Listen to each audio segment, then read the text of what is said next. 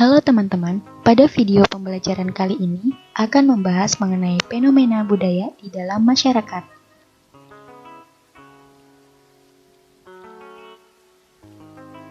Pembahasan yang pertama adalah unsur-unsur kebudayaan. Menurut ilmu antropologi oleh Koncharaningrat, kebudayaan adalah keseluruhan sistem gagasan, tindakan, dan hasil karya manusia dalam rangka kehidupan masyarakat yang dijadikan milik diri manusia dengan belajar. Unsur-unsur kebudayaan diantaranya yang pertama adalah bahasa, yang kedua sistem pengetahuan, yang ketiga sistem kemasyarakatan, yang keempat sistem peralatan dan perlengkapan hidup, yang kelima sistem mata pencaharian hidup, yang keenam sistem religi dan kesenian. Pembahasan yang kedua adalah wujud kebudayaan. Wujud kebudayaan yang pertama adalah ide atau gagasan. Sistem ide atau gagasan merupakan suatu wujud kebudayaan yang tidak dapat terlihat atau abstrak. Hal tersebut dikarenakan gagasan masih dalam alam pikiran manusia sehingga wujudnya tidak bisa disentuh maupun diraba. Pikiran tersebut dapat berupa gagasan, ide, norma, nilai, dan lain sebagainya. Wujud kebudayaan yang kedua adalah aktivitas atau tindakan. Wujud ini biasanya memiliki pola tertentu dalam masyarakat. Aktivitas menunjukkan bahwa manusia melakukan suatu hal dan berinteraksi satu sama lain dengan pola-pola tertentu sesuai dengan adat istiadat yang berlaku di masyarakat. Karena dapat terlihat dan didokumentasikan, bentuk dari wujud kebudayaan ini memiliki sifat yang konkret. Wujud kebudayaan yang ketiga adalah artefak atau hasil karya. Artefak atau karya merupakan wujud akhir dari sebuah kebudayaan. Hal ini dikarenakan artefak atau karya dapat terlahir akibat adanya gagasan atau ide yang direalisasikan melalui sebuah tindakan atau aktivitas. Artefak atau karya sifatnya konkret, karena bentuknya dapat berupa sebuah benda, buku, undang-undang yang disusun menjadi aturan dalam buku dan dicetak. Pembahasan yang ketiga adalah faktor-faktor kebudayaan. Faktor-faktor yang dapat mempengaruhi perbedaan budaya diantaranya yang pertama adalah perbedaan lokasi.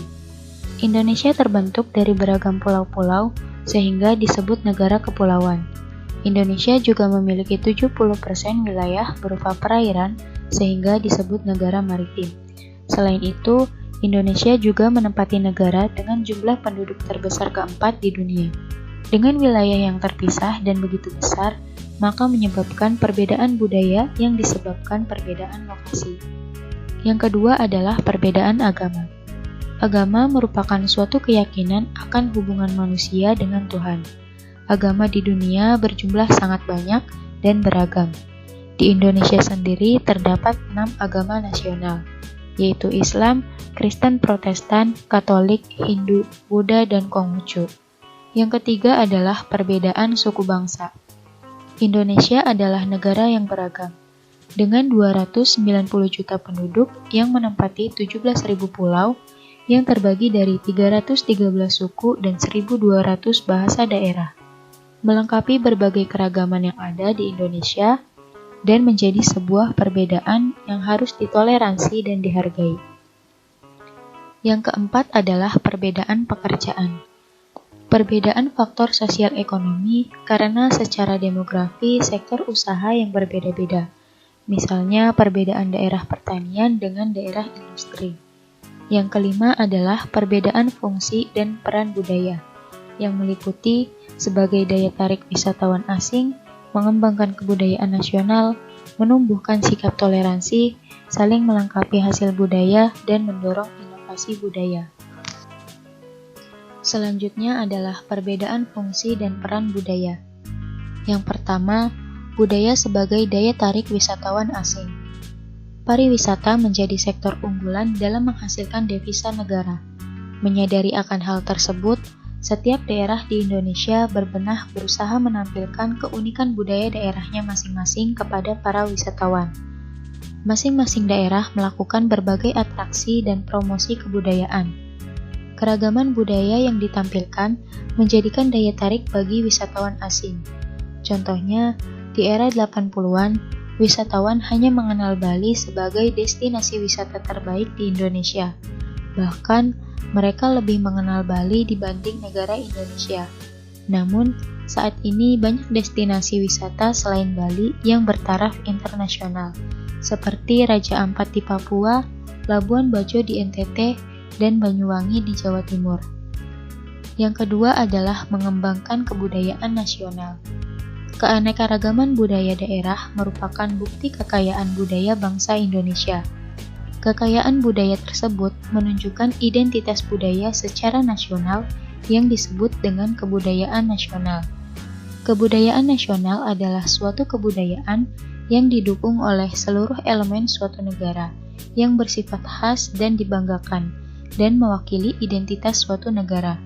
Contohnya, setiap daerah di Indonesia memiliki produk batik masing-masing dengan corak khas yang berbeda, sehingga batik yang tadinya merupakan budaya lokal ditetapkan sebagai pakaian nasional sebagai wujud kebudayaan nasional. Yang ketiga, tertanamnya sikap toleransi. Perbedaan menyebabkan manusia menjadi saling mengenal dan tahu cara bersikap menghargai orang lain. Demikian halnya keragaman budaya yang ada di Indonesia yang terdiri dari berbagai suku. Setiap suku memiliki budaya yang berbeda-beda. Bangsa Indonesia harus mengenal keragaman budaya yang dimiliki agar dapat menghormati dan menghargai perbedaan di antara suku-suku di Indonesia. Yang keempat adalah saling melengkapi hasil budaya. Indonesia yang terdiri dari berbagai suku bangsa hidup bersama dan menjalankan aktivitas kehidupan bermasyarakat memunculkan asimilasi budaya. Budaya yang dibawa dari daerah asal seseorang bercampur dengan budaya setempat, melengkapi kekayaan budaya Indonesia. Contohnya, batik yang berasal dari Jawa Tengah berinteraksi dengan budaya dari daerah lain, sehingga kini motif batik kian beragam bergantung daerah mana yang membuatnya. Yang kelima adalah mendorong inovasi kebudayaan. Inovasi artinya perubahan atau pembaharuan dari sesuatu yang sudah ada dan berkembang sebelumnya sebagai akibat dari asimilasi atau akulturasi kebudayaan. Contohnya seperti musik keroncong, merupakan hasil perpaduan antara musik pop Spanyol dengan musik Melayu. Pembahasan yang keempat adalah cultural relativism. Cultural relativism merupakan ideologi arus utama atau mainstream dalam ilmu antropologi, mempelajari tentang budaya orang lain atau other culture dalam segala aspek kemanusiaannya agar dari hasil kajian tersebut mereka bisa bercermin tentang siapa diri mereka, menjelaskan apa sebabnya suatu perbuatan tertentu dipandang pantas dalam kebudayaan yang satu, tetapi sebaliknya merupakan perbuatan yang 100% amoral dalam kebudayaan yang lain. Menurut Erikson pada tahun 2004, cultural relativism didesain untuk mengeksplorasi variasi kultur secara bebas yang mungkin diperoleh dari prasangka peneliti. Dengan demikian, dapat disimpulkan bahwa cultural relativism adalah perbedaan standar-standar tingkah laku atau suatu gejala-gejala yang berhubungan dengan kebudayaan di mana standar-standar itu berlaku. Perbedaan setiap bangsa mempunyai nilai dan keunikan kultural sendiri. Bangsa yang unggul dalam bidang ekonomi dan militer belum tentu secara spiritual, etika, sosial, dan politis juga sama unggulnya. Selanjutnya adalah cara menyikapi pengaruh cultural relativism. Yang pertama, jangan terlalu fanatik terhadap kebudayaan. Manusia sebagai pencipta dan pengguna kebudayaan tidak diharuskan untuk terlalu fanatik terhadap kebudayaan yang telah dianut selama ini. Yang kedua, diperlukan seleksi dalam menerima kebudayaan luar, di mana dalam menerima kebudayaan luar perlu dilakukan seleksi terlebih dahulu unsur-unsur mana yang pantas diterima dan elemen-elemen mana yang harus ditolak, yang mana diselaraskan dengan sikap jiwa dan mental bangsa yang bersangkutan. Yang ketiga, dapat membedakan antara kebudayaan yang ideal atau yang tidak. Setiap individu sebaiknya bisa membedakan antara kebudayaan yang ideal dari sebuah masyarakat, yaitu kebudayaan yang menurut para anggotanya mereka memiliki dan secara verbal dinyatakan berupa perasaan-perasaan yang abstrak. Yang keempat, kebudayaan yang nyata dari masyarakat, yaitu tingkah laku atau aturan yang sesungguhnya diwujudkan di dalam aktivitas mereka sehari-hari. Selanjutnya adalah perbedaan adat istiadat, kebiasaan, budaya, tradisi, dan peradaban.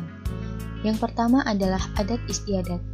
Adat istiadat adalah sebuah aturan yang ada dalam suatu masyarakat yang di dalamnya terdapat aturan-aturan kehidupan manusia serta tingkah laku manusia di dalam masyarakat tersebut, tetapi bukan merupakan aturan hukum. Contohnya seperti upacara ngaben. Yang kedua adalah kebiasaan. Kebiasaan sering digunakan di kalangan masyarakat untuk menunjukkan perilaku yang sering dilakukan secara berulang-ulang oleh seseorang atau sekelompok orang. Yang ketiga adalah budaya. Budaya adalah suatu cara hidup yang berkembang dan dimiliki bersama oleh sebuah kelompok orang dan diwariskan dari generasi ke generasi. Yang keempat adalah tradisi. Tradisi adalah kebiasaan yang turun-temurun dan menjadi bagian dari kehidupan suatu kelompok masyarakat. Misalnya kebo-keboan Banyuwangi, ritual potong jari Papua, pemakaman suku Minahasa, tatung Singkawang, dan lain sebagainya. Yang kelima adalah peradaban. Peradaban adalah pemikiran manusia baik secara simbolik dan intuisional. Pada intinya, peradaban berhubungan pada perbaikan dan peningkatan kualitas hidup manusia di berbagai bidang seperti sosial, ekonomi, dan pendidikan. Misalnya peradaban Romawi kuno, peradaban Mesir kuno, dan lain sebagainya. Pembahasan yang kelima adalah perubahan sosial budaya. Menurut Selo Sumarjan, perubahan sosial adalah perubahan pada lembaga-lembaga kemasyarakatan di dalam suatu masyarakat yang mempengaruhi sistem sosialnya, termasuk di dalamnya nilai-nilai, sikap, dan pola perilaku di antara kelompok dalam masyarakat. Sedangkan menurut Max Weber, dalam buku Sociological Writings, perubahan sosial budaya adalah perubahan situasi dalam masyarakat sebagai akibat dari adanya ketidaksesuaian unsur-unsur di dalamnya.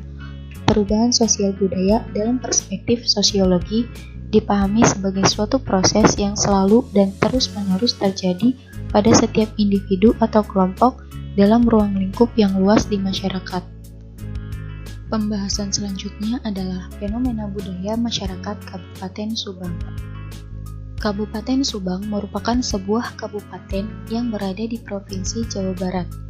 Berdasarkan Peraturan Daerah Kabupaten Subang Nomor 3 Tahun 2007, wilayah Kabupaten Subang terbagi menjadi 30 kecamatan yang dibagi lagi menjadi 245 desa dan 8 kelurahan. Penduduk Subang pada umumnya adalah suku Sunda yang menggunakan bahasa Sunda sebagai bahasa sehari-hari. Namun, sebagian kawasan di pesisir penduduknya menggunakan bahasa Jawa dengan dialek Cirebon atau Dermayon. Berikut ini dijelaskan beberapa kesenian dan kebudayaan yang berasal dari Kabupaten Subang sebagai unsur dan wujud kebudayaan dari Kabupaten Subang. Yang pertama adalah kesenian Genjring Bonyok. Kesenian Genjring Bonyok adalah jenis kesenian sebagai unsur kebudayaan yang tumbuh dan berkembang di Kabupaten Subang yang mempunyai alat musik utama beduk dan genjring. Kesenian tersebut mulai lahir dan berkembang di Kampung Bonyok, merupakan kesenian yang terinspirasi dari kesenian Genjring Rudat. Yang kedua yaitu kesenian Sisingaan. Kesenian Sisingaan adalah jenis kesenian sebagai unsur dan wujud kebudayaan Kabupaten Subang yang berawal dari kegiatan ritual masyarakat yang akan menyunat anak laki-laki dengan cara dihibur terlebih dahulu diarak keliling kampung menggunakan kursi yang dihias atau disebut dengan jempana. Yang ketiga yaitu kesenian Doger Subang.